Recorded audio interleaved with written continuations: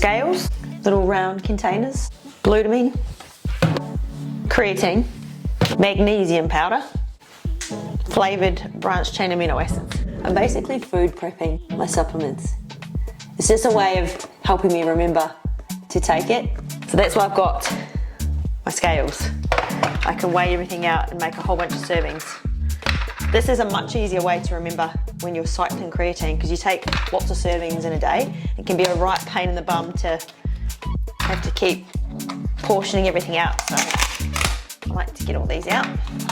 I've got this little chart on the wall. I like cycling creatine, which means you have days where you take a lot of creatine and then you have days where you take none. So Monday to Wednesday, I don't take any creatine at all. And then Thursday, Friday, Saturday, Sunday are creatine on days. So that basically means that on those days, I'm having between 2 and 4 serves of creatine that day, depending. If it's a training day, I have it before and after I train, as well as twice throughout the day. And if it's a non-training day, then I just have it twice that day. So I like to take it 4 days in a row and then have a 3-day washout period where I don't take it at all. I just find that means that on the days that I am taking it, I can take more.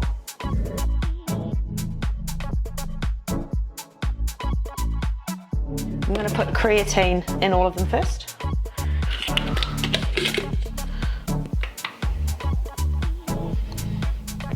These spoons are really annoying because it gets stuck in there. 3 grams.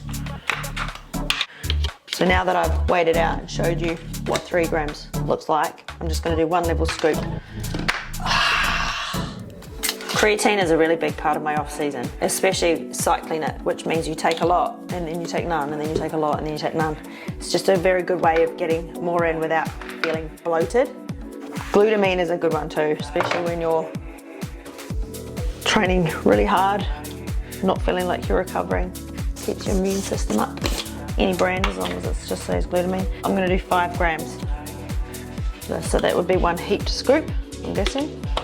Make sure that's on 0.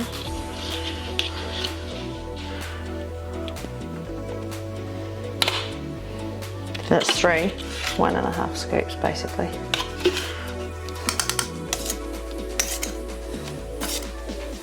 So right now there's creatine and glutamine in there. This is a flavoured magnesium, I got that from the chemist. Citrus flavour. I'm actually only going to do half a scoop because it says on here you can have up to 2 scoops a day. But if I'm having between 2 and 4 of these a day, I'm going to just put half a scoop in. It's nearly finished now anyway. So that on the days where I have 4 of these, it's creatine cycling days, I'm also having 2 scoops of the magnesium. Need to buy more of this. There you go, some of them don't have it.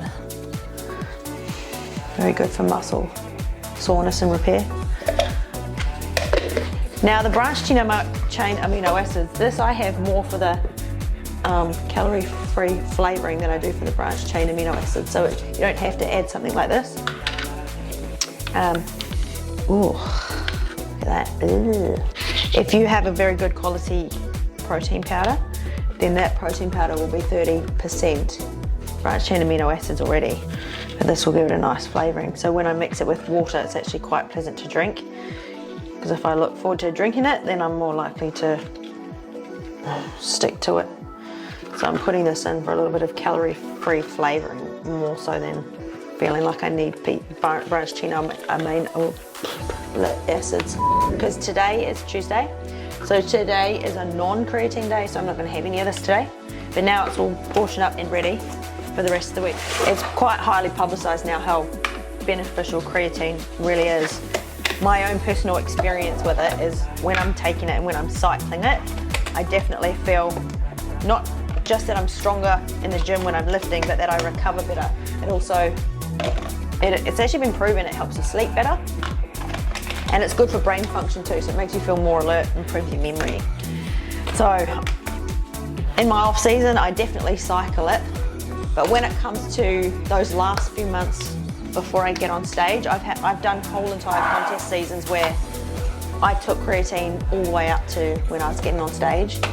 I'll show you a photo. So there you can see I I'm lean, but I'm not super cut. And then the year that I did the amateur universe, I didn't take it at all in the last couple of months before I got on stage, and I'll show you the photo here.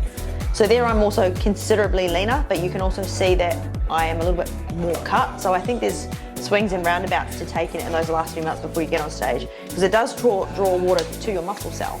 So you could argue that it's going to make your muscles look physically bigger.